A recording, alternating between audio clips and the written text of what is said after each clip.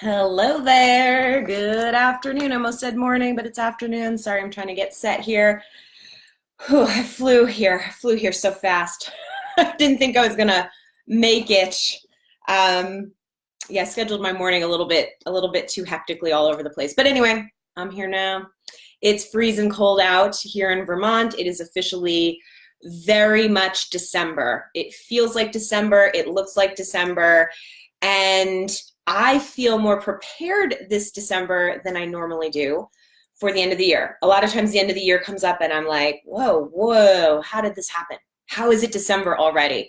I think almost every single December starts that way. Like, how is it December? But that's boring because what's more exciting is that time just keeps going, you guys, right? So just because it's December doesn't mean I have to stop anything, slow anything down, and neither do you. And so that's why I'm here today. That's why I showed up here last week. That's why I'm going to show up here next week and the week after that, because this is a dangerous time for floralpreneurs out there, because it's very easy to think the year's over. It's a good time to slow down. It's a good time to rest. I've earned a break, right? I mean, you probably have earned a break, by the way, but it's a bad time to break because, as I mentioned a bit in my chat last week, this doesn't slow down for your customers. This is a time where your customers still need attention. They still want you. They might even just be finally waking up and realizing they need to book a florist for June.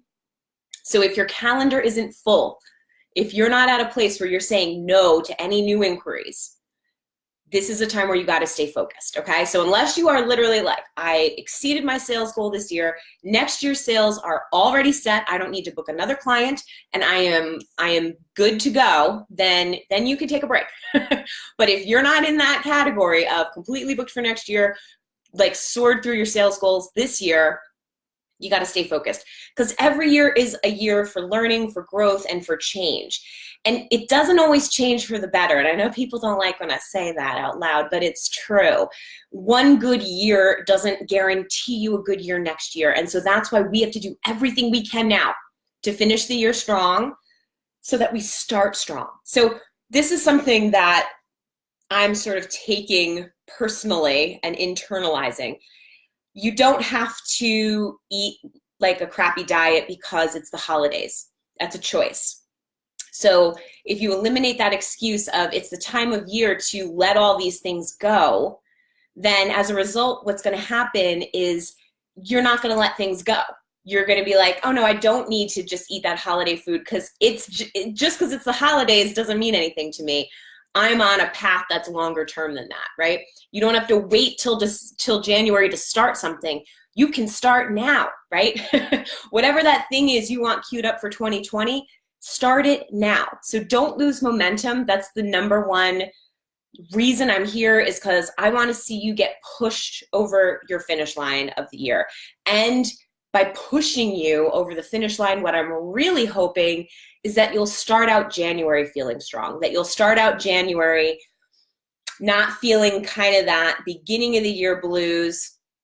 Because like I said, when I start the December, I'm always like, I can't believe it's December. But when it's January, that's really when you're like, I can't believe it's 2020, right? So what's 2020 going to look like for you? You're setting yourself up right now, this month, for what 2020 is going to look like, okay? So just snaps to that.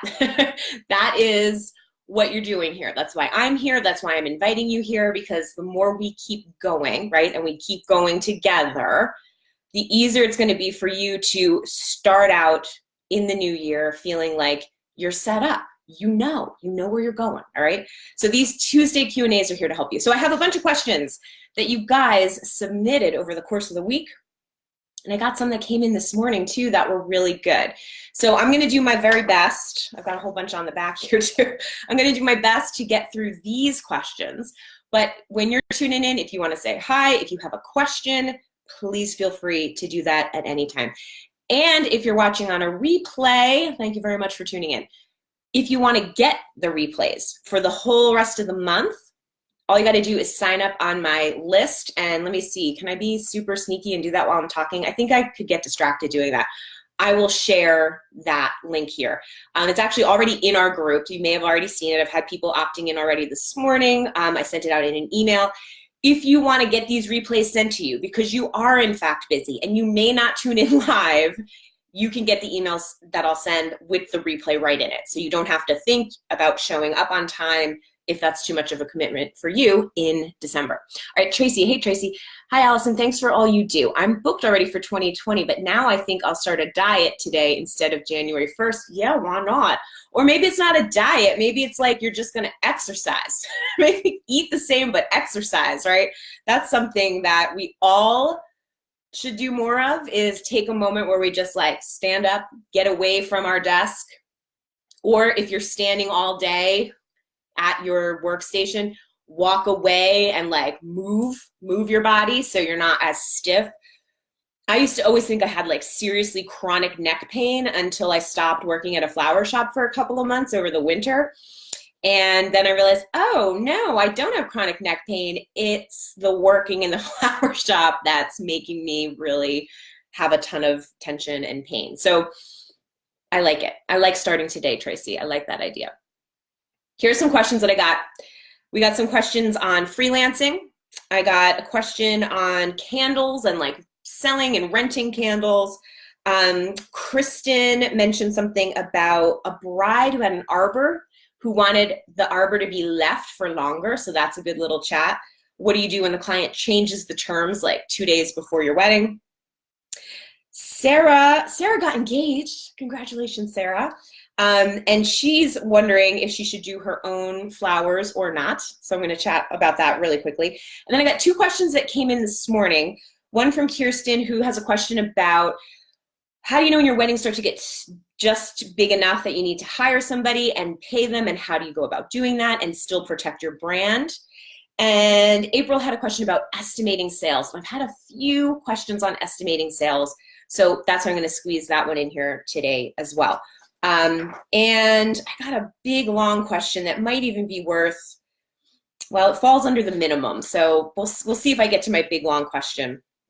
But let me start with some of these shorter ones. So first, on freelancing, Elizabeth said, I need some advice. I just freelanced my first event and loved it.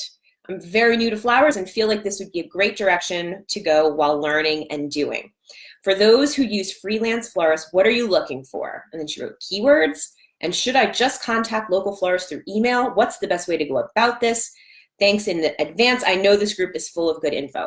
So you guys gave her some great advice. There's a difference between freelancing and learning on the job though. So I would want to make sure you're clear if you're training versus freelancing.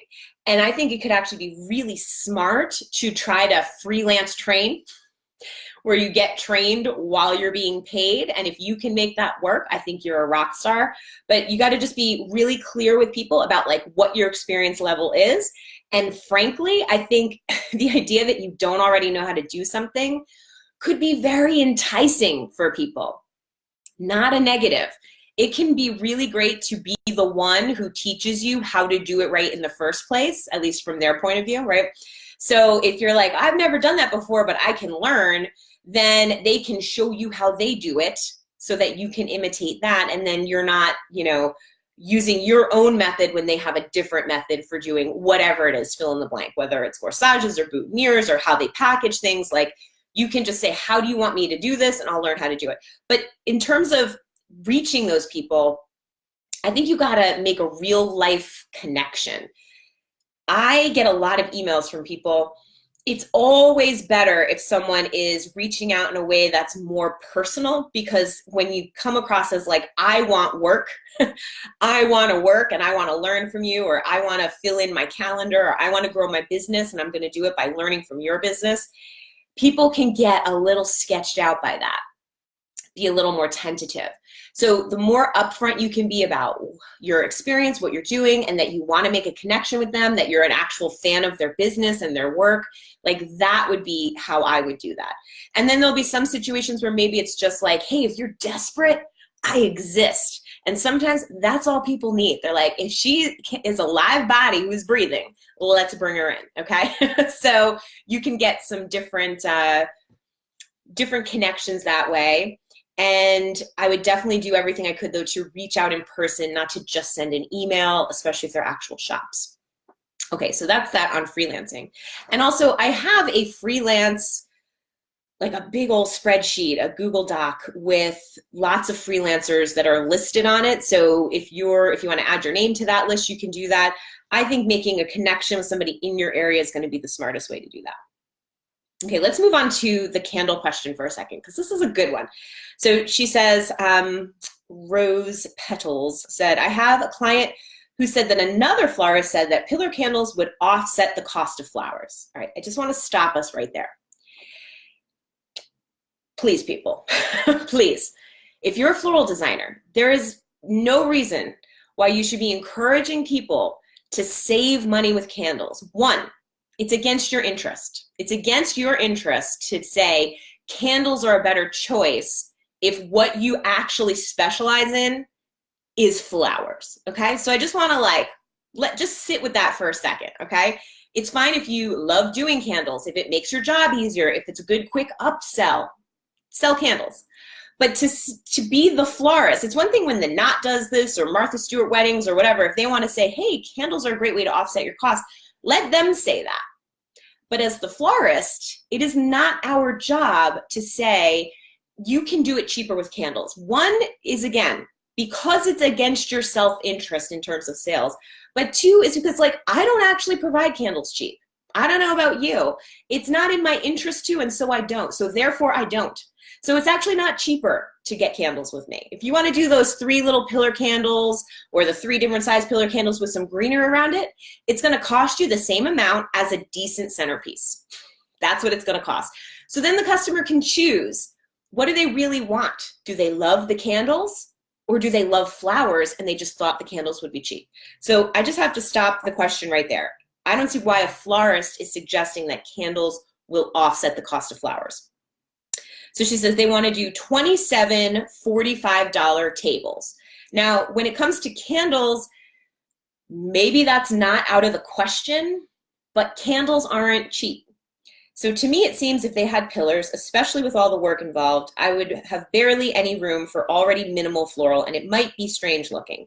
So at $45, which I think she's saying is at $45, I won't have enough room to add flowers to this. And she would be correct, okay? So she's saying, am I thinking correctly that I should push keeping it only floral, or could this actually work somehow for my client?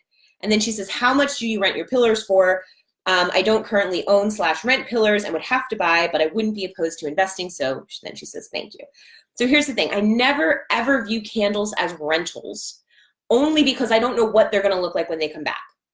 You can put them out and they look beautiful and they only burn for a couple of hours, but then the event staff picks up that hot candle in the pillar and pours the wax all down the sides of it, and it just looks like a mess. So candles are a one use in terms of your sales perspective, one use. If you can use them again, great, do it. A lot of people say they like carve out the top and they put tea lights in their pillar candles. Do whatever you want to do to reuse those candles. But in terms of selling the candles are bought, they're purchased, because anything could happen to those candles along the way, and I'm not gonna get anything back. They're not gonna come back in the same condition like a vase, for example. If you rent a vase or a compote, it's gonna come back to you looking the same as it left, most likely, unless something crazy happened. The candles, by design, are meant to not look the same when they come back, right? So if you're looking to add this as part of your inventory, we sell candles, okay? We don't rent candles. If you're gonna rent them for what you sell them for. Because at the end of the day, you cannot guarantee that you can use that candle again. And if you can, great, bonus for you. I often have a very nice lined little pathway at Halloween with all of my half-burn candles. But really, it's very important to make sure that you get the full price for your candles when you sell them. And I think that you're correct to be pushing mostly florals, by the way. That's what we do. We sell flowers, right? So keep that always in the forefront. Like, what's my intention here? My intention is to get this person to have beautiful flowers. That's my intention. All right, Kristen had a great question. This was back before Thanksgiving. She said, this morning I received an email from my Wednesday bride stating is it possible to leave the arch for the reception? So can you leave the ceremony arch for the reception? We would like to keep it for photos and leave it behind us at the sweetheart table during the reception. Thanks. So she said she already replied, but she was curious what everyone else would write back. So she actually made a really reasonable offer. She said, yeah, you can do that. And like, here's how much it'll be for me to come back. I forget if it was later that day or the next day to get it.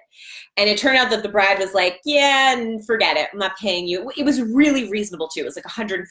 It wasn't like $500 more to leave the arbor overnight. So she did the right thing.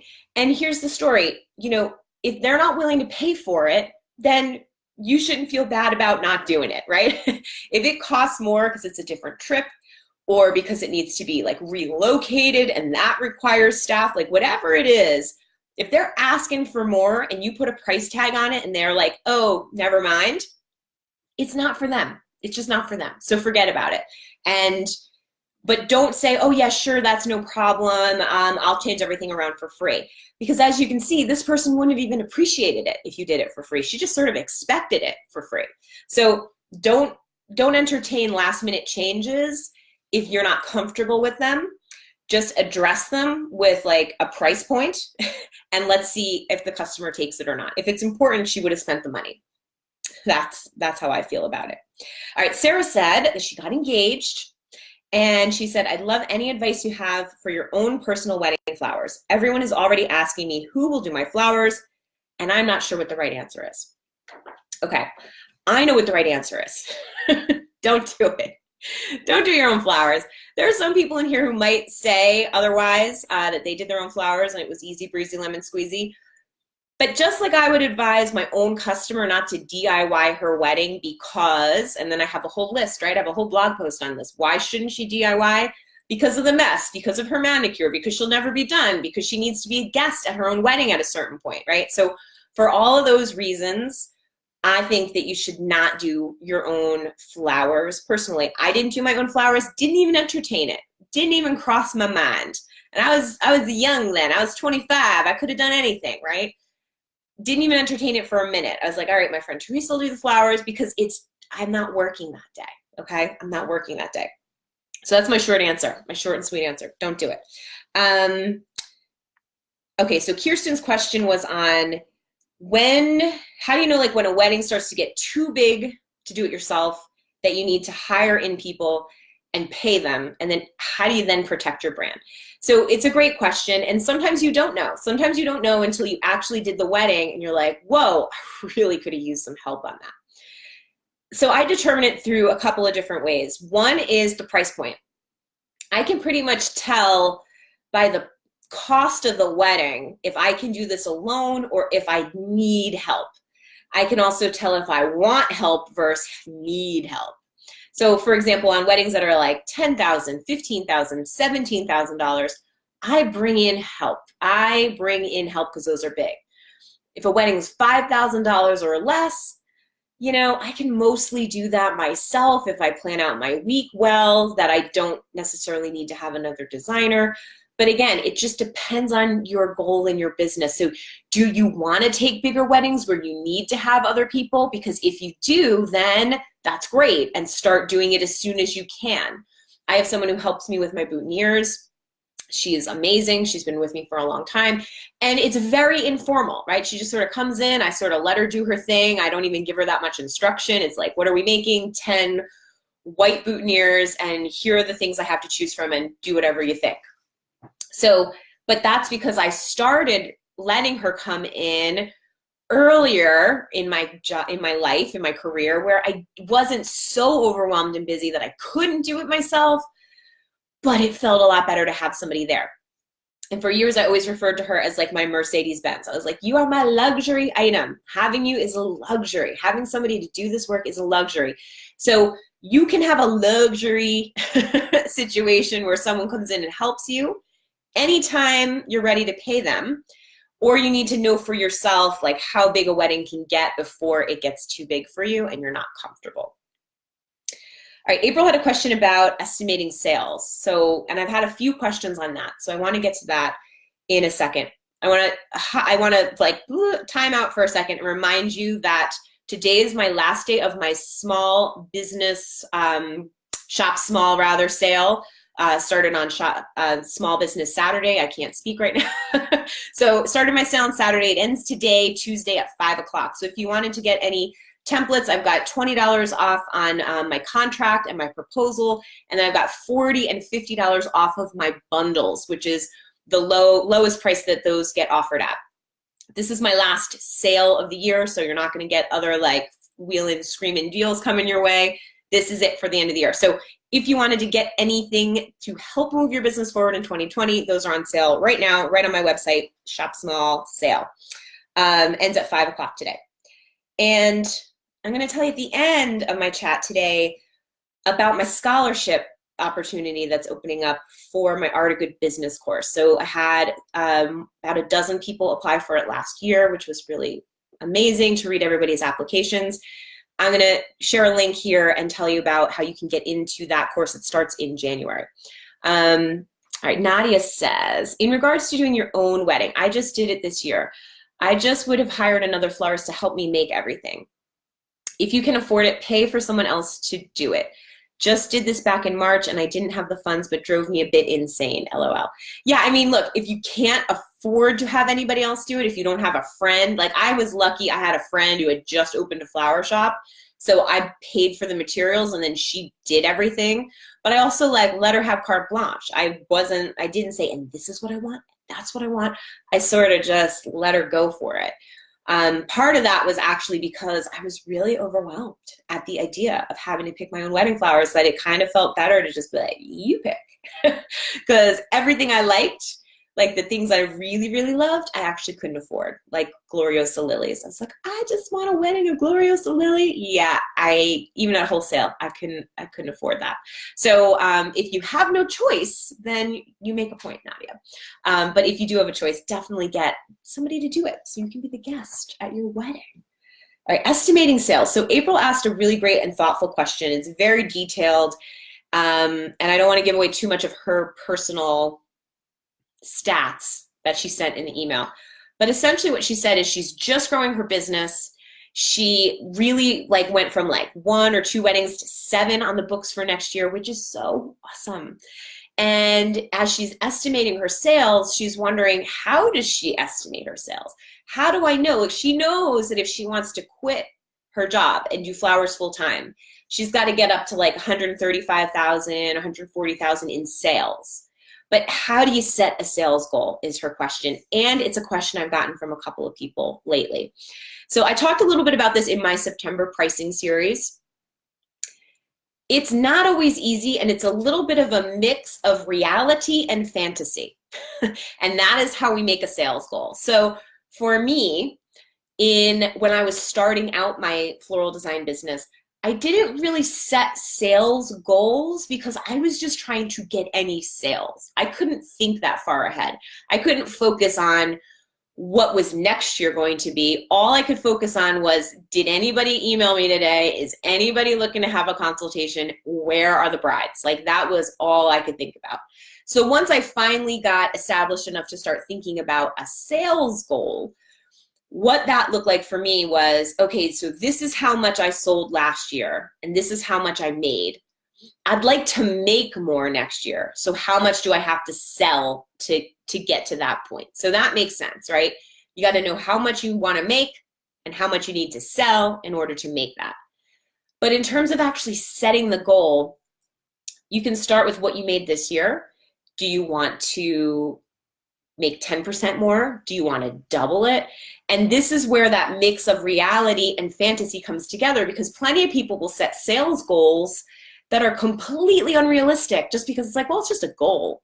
I like to set goals that are based in reality. So for example, like with my courses this year, last year I had a sale. I looked at my sales and I said, I'd really like to increase my sales by $20,000. That was what I wanted to do. So I'm real close to actually hitting that goal, which will be nice. But in terms of meeting that goal, right, you have to look at the whole picture. even when I meet that goal, I'm only going to be up a very little bit of actual profit because I took fewer weddings so that I could reach that sales goal. Okay. So there's always going to be like a give and take situation when you're making these goals for yourself. And that was like a small little wake up call of like, whoa, I could have just done a couple of weddings and met that. So it's just good to have your own grounding is what I'm getting at there. So for me, I set a goal. I'm just gonna say, I'm gonna meet the goal. All right. I'm gonna meet that goal. And when I do, I will not have $20,000 more dollars at all because I took fewer weddings so that I could reach that goal. Okay. So just keep your eye on like all the goals and where you're going. So if you want to keep your business that you're starting, that is doing really well, you have 7 weddings after just starting out, like that's awesome. You got to keep your other job so that you can feed your passion, right? So just make sure you keep both feet on the ground in terms of setting those goals. And maybe you don't set a goal. Maybe you set a number of weddings you want to do. Like it doesn't have to be a sales goal if you're just starting out and this isn't your like sole income. When it becomes your sole income, that's when setting those sales goals becomes really, really critical. Really, really, really critical.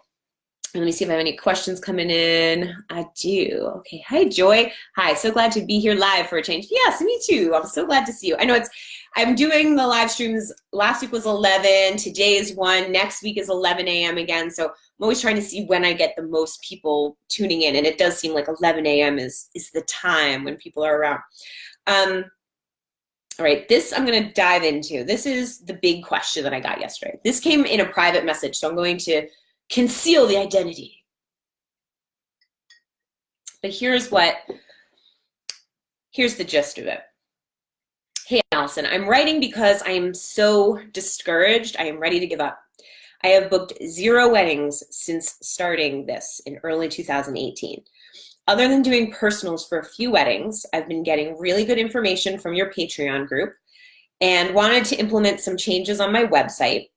But she needs to get in touch with a family member to make that happen. She says, but I've had no success with the technology. So she says, I'm trying to get she's getting a photo shoot loaded up and out that she already took, but it's difficult. It's more difficult than I realized. And the time that you have to allow is time you can't be sharing these photos on your own social media. So then she says, my emails don't look professional because I don't know how to attach a logo and make it look nice.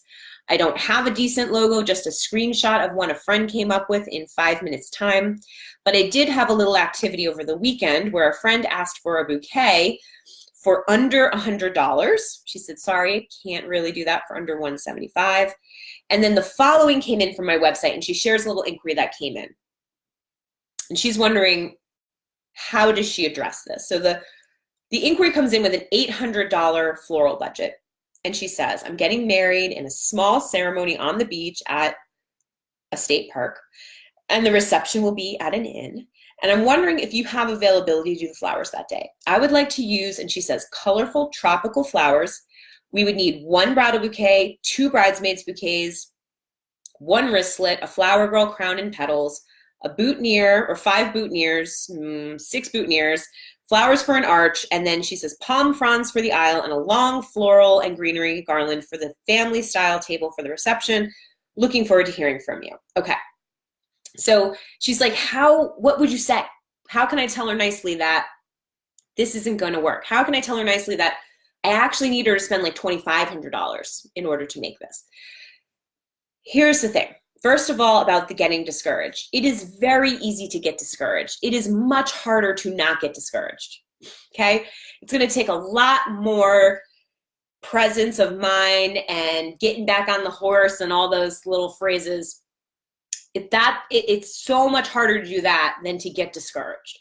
So if you're a year, almost 2 years, if you started in 2018, into this, you're still in that like little baby zygote stage of business.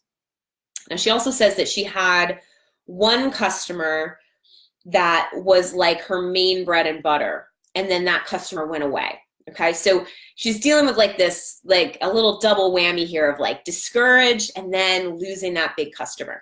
This is something that a lot of people do. You don't have to be a florist to make this mistake in your business where you have one customer who's like your sugar daddy, your one customer who's like always shopping with you and keeping you in business. But then that customer like goes on vacation or moves or just plain old just stop shopping with you for some reason out of nowhere. And now you're like, uh-oh, what do I do? So this is why there are rules in business about how much each customer can be in terms of like that percentage of importance to you. So don't let one customer ever become that bread and butter. She already learned that. She said, I got it. I already know that. So be thankful for what you had, right? Be thankful that you had that going. Be thankful that you learned that lesson early in your business. This person could have been keeping you afloat for 5 years, and then you realize that, oh no, without this one customer, I'm really in trouble. So be thankful for the lesson that you can't have this one customer be everything. And you don't need to, do your bouquets for under $100 for your friend. But how do we communicate that value? How do we get the people to understand what we're doing? When your friend says, hey, I need you to do this for $100, can you say back to her, I start them at $175, but I'll do yours for $150. Like, how do you get into the sales groove? Because I think that's what I would be picking up from what you're saying here is we got to get our sales groove on. It's one thing to be good at flowers. That's something that probably most people in this group have in common. But where the rubber hits the road is when you can do sales well. When you can close the sale, book the sale, when you attract the customer to you in the first place. I mean, that's a trick, right? That's a trick that we practice a lot. And it's what I talk about in my Art of Good Business course. It's what I'm talking about constantly with you guys is we got to attract the right person from the beginning, or else we're constantly in this mode of this person wants to spend $800. This person wants to spend $100 instead of I can do that for my friend for $100 because I'm already booked with all this other stuff. And so it's not a problem to do her a favor, right? Like that's where we eventually want to get, where we've got all the right people coming in. And so we're doing work we're proud of. And then we get to decide if we're going to do this $800 gig or do the $100 bouquet. Like we're the decider and we get to choose these things. So don't get discouraged just yet. Get motivated. Get really motivated to get your sales system in place, to get your website, to get your anything, any touch point that people are interacting with you, get it on point so that when they get to the website, they're hooked. And then they're contacting you and they're hooked again. And then they hear back from you and they're triple hooked because you were so awesome. And now they're on that phone consultation with you and they can't wait to book. And when you send the proposal, it's yours to lose. They're already in it with you. So you came in at their budget, you showed them what you could do, they have the contract and they're signing it. It's just that easy. I literally just pulled an envelope out of the mail yesterday with a deposit for a wedding that I booked right after our last live chat, as a matter of fact. After our live chat, I got it last Tuesday, so 1 week ago. Okay, so this is what I'm always telling you I do.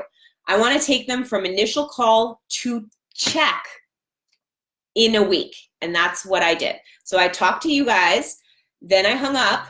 I hung up here, I said bye, and I got on the phone and I had a phone consultation. I sent out the quote by 5 o'clock or around 5 o'clock that night, and I woke up in the morning to an email that said, we're booking you, and the check's in the mail, and here it is, okay? So you can do this. You can so do this. And since you're already, I'm like, don't say her name, I know your name. She's already in my Patreon group, which is where I take you deep behind the scenes of like my pre-qualifying and stuff. So you're going to keep getting tips like that from me moving forward. So you're already making moves to streamline this process for yourself. And, it's really not hard to do that. Okay. It's not hard to do, but it takes discipline and practice and strategic moves, because again, it's about the attracting. I don't care. It's great when I can pre-qualify somebody and realize they're not a good fit. I can say, okay, that budget's not going to work. We're not a good fit. But what I would rather is for them to never get to me, okay? That's what attracting the right customer is really about. When you attract the right customer, you also repel the wrong customer. So when the customer comes with that super low budget, I get low budget inquiries, but not many. And I can smell them from a mile away, and I can get rid of them in one email, okay? And they're thanking me. They're like, thank you so much. Thank you so much for telling me I don't make the cut, right? Because we can customer service the bejesus out of people, even if they're not booking with us, okay? We can leave them with a good feeling, even if they're not booking with us, even if we want to get them to go away. So if you decide you want this person to go away, just make sure you do it in the nicest way possible, where they're feeling educated and helped and serviced in some way, okay? Huntress, Florals, hello from San Diego. Happy holidays. Hello, hello, happy holidays. Hi, Debbie. Huntress says preach.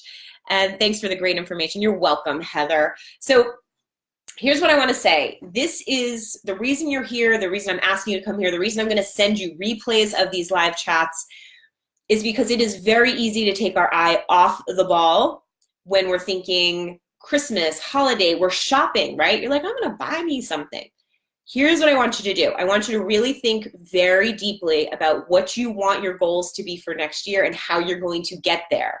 And I'm going to talk you through this for the next couple of weeks. So we've got 2 more live streams coming up. Today, however, I am, again, reminding you my sale ends today at 5 p.m. If you want a template, now's the time to get them. Like literally now, because the sale ends at 5 o'clock. Not just like now, today, now, right now is the time.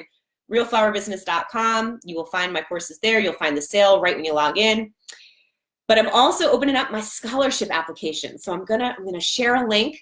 And this is for anybody who wants to get serious with me next year, meaning in a few weeks, okay? In a few weeks from now, if you wanna get good at sales, okay? You wanna get good at attracting the right customer.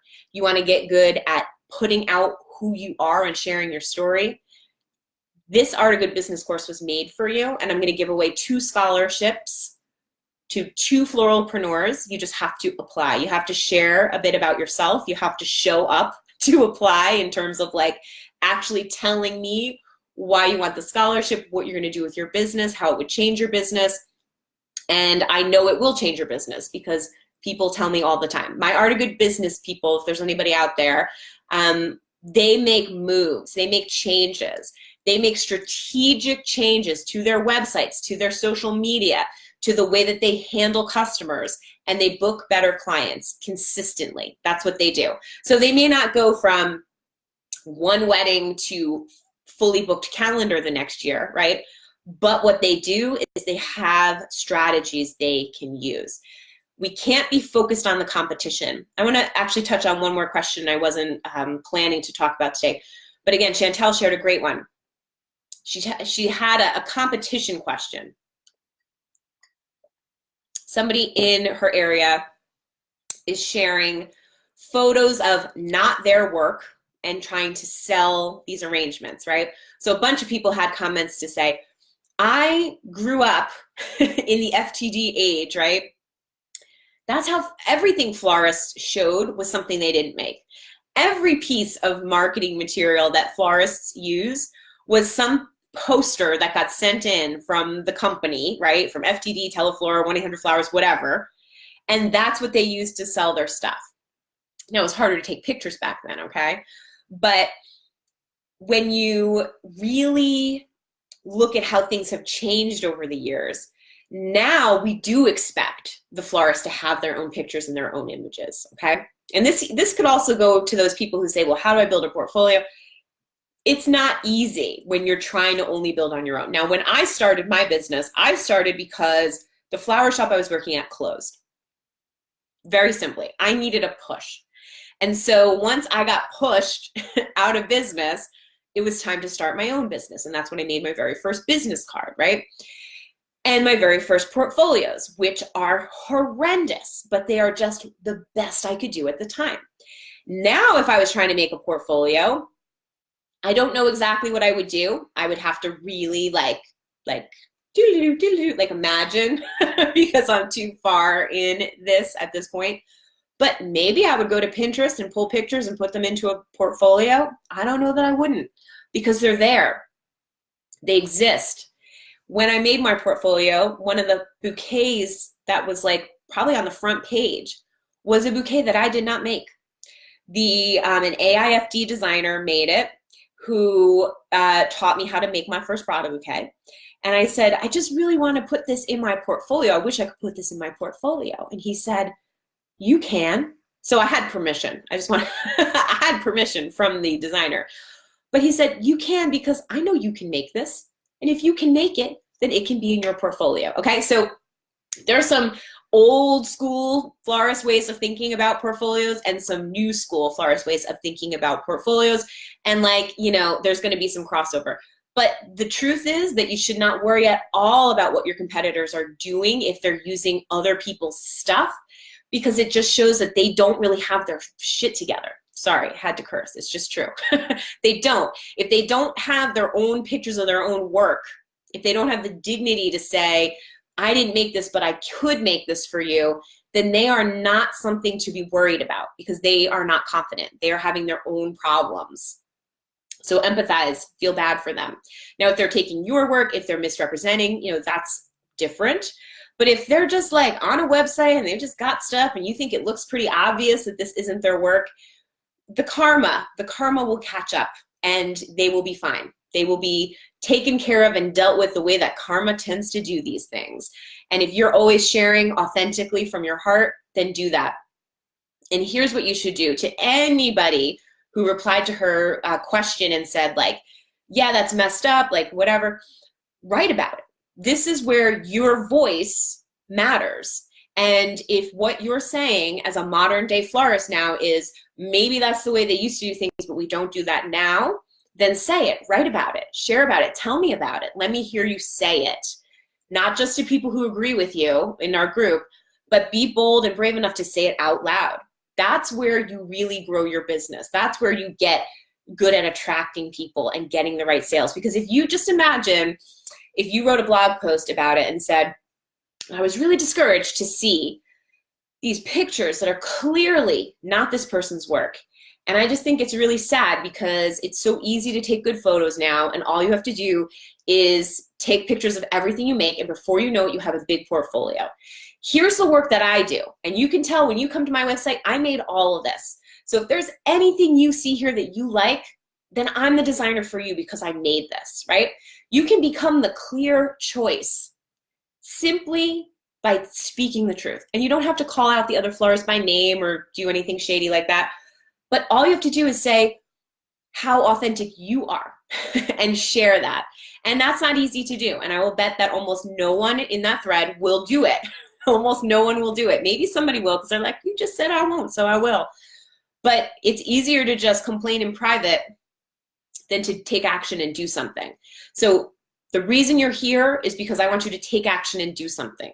The reason I run my course, The Art of Good Business, every January is because I want you to take action. And the reason I'm going to open up my scholarship today so people can start applying is because I want you to take action even if you can't afford my Art of Good Business course, okay? Because I care about people who are serious about their business. So there are a couple of rules. You have to at least have your business for 3 years to be eligible for the scholarship. You must have a website. Please do not send me a thing that says, I don't have a website yet. You are not eligible if you do not have a website. If you don't have a website, you're not serious about your business. Done. End of story. If you don't have a website, you're not serious about your business, okay? So before you need my course, you need a website. Get it. I will share that link. If you have questions about the Art of Good Business, I will share a link to that as well. I'm going to be closing the applications on, I think it was the 10th. So today's December 3rd. You can apply up until midnight on December 10th. And then I'm going to announce the winner on the 13th. So There you go. That's how it's going to work. And all you have to do is be bold enough to show up and apply. That's all you need to do. And I'm really looking forward to reading your applications. I'll be visiting your websites. I'll be checking you guys out. And then I'm going to choose 2 people to do my course for free in January. So we do that in a private Facebook group. And it is a basically 5 modules that you'll go through that take you through everything from looking deeply at what your business is amazing at right now to how you get more amazing and how you actually communicate what's amazing. Because here's the thing that I've learned so much over and over and over again. This business any business relies on you telling your story. And there are too many people who are not willing to tell their story. They're telling a really boring kind of like polished story about, again, I always use this example, but like I grew up in my grandmother's garden and I always loved flowers, but they're not connecting with the customer because they're not willing to go further. So I want people who are willing to go further with me in my Art of Good Business course. I'm going to share more about that here in the group. I'm going to tell you all about it. It is my heart and soul. It is everything I do in my business. It's everything I do in both of my businesses. So this is why I think ending the year strong is important. And this is why I think starting the year strong with me in the Art of Good Business is a smart move. Because I don't teach you how to run a business like my business, okay? That's what a lot of people do. They're like, let me show you how I did my business. I'm going to show you how you can do the same things in your business. Because, okay, so like, this idea of like, well, somebody's showing pictures of work that's not theirs. Do you know how many people steal like my words from my website? Like literally go and take entire paragraphs or entire like about page stuff, and they'll post it like it's theirs because they like it. They're like, oh, I like this. And I could go crazy from that, right? I could go, I can't believe it. How dare you? I'm going to sue you, right? But instead, I'm just like, that's too bad they did that because it's not going to work for them, right? Because what works for me isn't going to work for you. And what works for somebody else isn't going to work for you. And what works for you isn't going to work for your competitor, right? So that's really, at the end of the day, the thing that you want to focus on now, next year, and always is how do I get clearer, more authentic with my voice, right? Clear communication, authentic marketing, and streamlined systems. This is how we move our business forward, okay? I'm going to say that again. Clear communication, authentic marketing, and streamlined systems, okay? So if you need some clear communication and streamlined systems, my courses are on sale till 5 today with some templates. If you want to get more authentic with your marketing, Art of Good Business is where we're going to do that together in January, okay? So you can still screw around till the end of the year, but then you got to get serious with me in January. That's that's the rule on that. If you have other questions for me, let me know now. Let's see. Chrissy Brown says, me.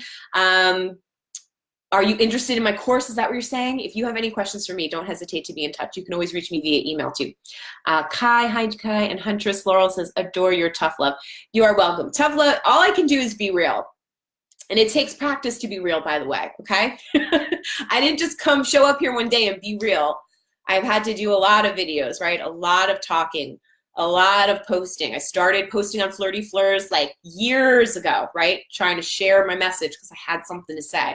So if you've got something to say, you got to say it, right? You got to put it out there. So thank you. Thank you for that. I appreciate you. Do I need special florist software? Can you tell me what you mean by that, Joy? Like you mean marketing, accounting software kind of thing? I don't have any special florist software at all, only because my business is micro. I'm not looking to grow. I don't do 100 weddings a year. I don't even do 50 weddings a year. I want to do like 10 to 15 max. I really want to do 10. I want to be honest with myself. I want to do 10. But really 10 to 15 weddings is really all I want. So I don't usually write that many quotes where I need special software in terms of how much it costs per month. Like the amount it costs per month for me to make this many quotes, it just doesn't make sense for me. So I don't know if you need it, because some people do swear by it. So she says like details or curate. I mean, it just really depends. You know, it really depends on how you run your business. Some people swear by that. They're like, I needed the like no-brainer aspect of being able to just type something in and the price is working. They both work differently too. I know those systems are like, I don't know if I should say drastically different, but I think they're pretty drastically different in terms of how they calculate things. So I would look into both if I were you and just see what you like best. A lot of times they do a free trial. There's going to be a learning curve. So no matter what you choose, it's going to be hard and annoying at first. So don't ever think that you're going to just get one and it's going to be totally intuitive. You're going to have to, I believe for both of those softwares, you're going to have to like enter in your pricing and enter in, like how you mark things up. Like you will have to do some user stuff on your end before it starts working in a streamlined way for you. But the way I personally look at it is just like, how many proposals do I write? How much does that cost per proposal? And so that's why I just don't do it, because I'm cheap. I'm very cheap. Heather says, are the modules for the Art of Good Business done live, or can we do them on our own schedule? Such a great question. You can do them on your own schedule. They are already set and ready. As soon as you sign up for the course, you'll have access to the whole course. And then I walk you through it every week in January. I think what I actually decided is I'm going to do it on Thursdays in January. Let me pull out my calendar. I already set the dates for it. So I'm going to do it, Friday. So Friday, the 3rd, 10th, 17th, 24th, and 31st. Oh, I guess that's New Year's Eve. All right, well, maybe I'll do it on the 30th that week. Or we'll take a poll. We'll see what people want to do.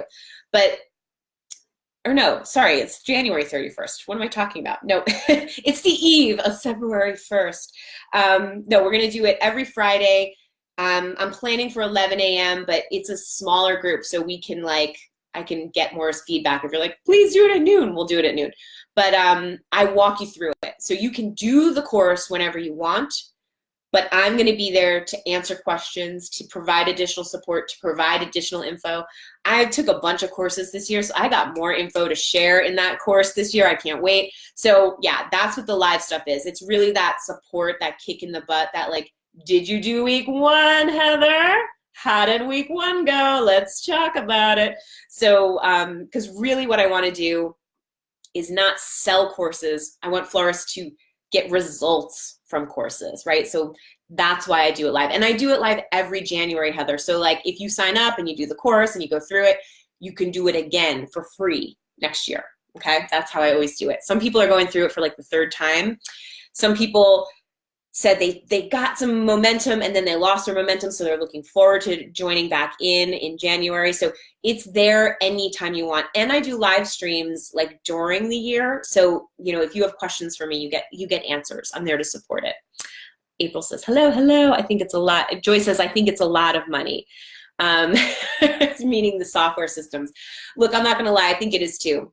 It just depends though. Like, again, if you do a lot of quotes, then it probably isn't a lot of money, so that's why I'm like, I'm micro. I'm a micro business. I'm super small.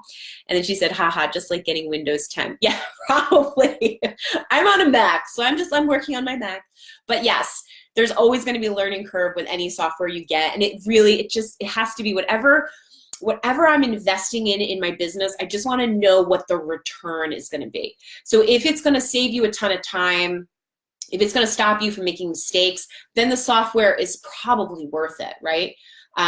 For me, I never make mistakes, so no. For me, I like specifically around proposals, or I should say specifically around recipes, actually writing the recipes and doing the weddings. I like for that to be not in front of my computer. It's just my own personal thing. I like to write my recipes and do all that stuff on a piece of paper with my imagination and a little book that I use for reference and, their inspiration pictures of the Pinterest board we put together or whatever. That's just sort of how I like to do it. So I like to walk away from the computer for that stuff. But yeah, you can decide. And plenty of people will tell you that they would be lost without their florist software. So it depends on everybody. Everybody's different. If you have additional questions for me, you can feel free to leave questions anytime. Oh, that's my alarm. Don't forget to get your child off the bus. Anybody else need an alarm to remember their child? Don't forget you have a child who exists and will appear in 30 minutes. If you have questions for me, though, don't hesitate to leave a question or email me. I got like 3 questions and emails today, which was like, makes my day. I really love when you guys take advantage of the Q&A. So I will have another Q&A here Tuesday at 11 a.m. Eastern. I'm going to send you a replay if you've already signed up for the replays, and you can still sign up for replays if you want to get the next replays coming. I will share links for that. Joy says, I've gotten my dates confused, haha. And Huntress Floral says, I alarm everything. Oh, I'm so glad. Yes, I would forget it all. Forget it. Time to eat. No, I don't forget to eat, but the kid, I gotta remember. I actually set 2 alarms for the kid just in case, just in case. All right, keep your priorities in check before the end of the year. Get your kid off the bus, and don't forget to finish the year strong so you can start strong too, okay? And if you want to start strong with me, Art of Good Business is where we're going to do that. I'm going to share links, scholarship link, and all the stuff, all the things, okay? Thank you for being here. Keep doing beautiful work. I'll see you next week.